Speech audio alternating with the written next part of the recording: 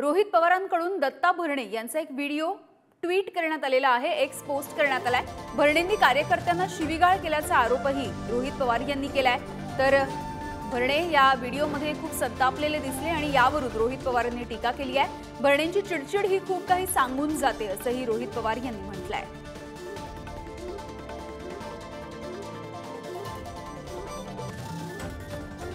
ज्याच्यामध्ये दत्ता मामा भरणे शरद पवार गटाच्या कार्यकर्त्यांना अर्वाच्य भाषा वापरतात असा आरोप होतोय की दमदाटी करतायत। तुम्हाला वाटतं प्रत्येक तालुक्यामध्ये हे होतंय?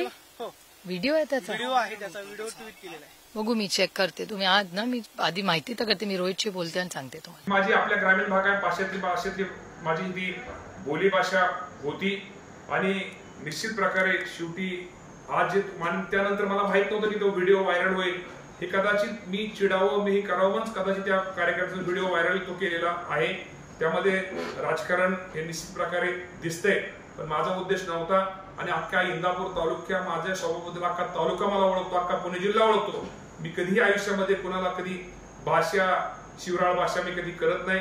मी कधीही पोलीस स्टेशनला कधी माझ्यावरती कुठला गुन्हा दाखल नाही, मी कधीही कोर्टाची पायरी चढलेलो नाही।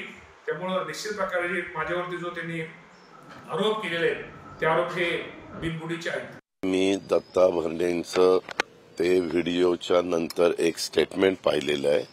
त्याच्यात दत्ता भरणे म्हणाले की मी तिथं राऊंडला गेलेलो होतो आणि ती व्यक्ती जी काही होती त्यांना कदाचित तिथल्या दुसऱ्या लोकांनी मारहाण केली असती। ती मारहाण होऊ नये त्याकरता त्यांनी तिथं तो हस्तक्षेप करण्याचा प्रयत्न केलेला आहे। आणि त्याचं म्हणणं की बाबा मी काही याच्याबद्दल कंप्लेंट देणार नाही।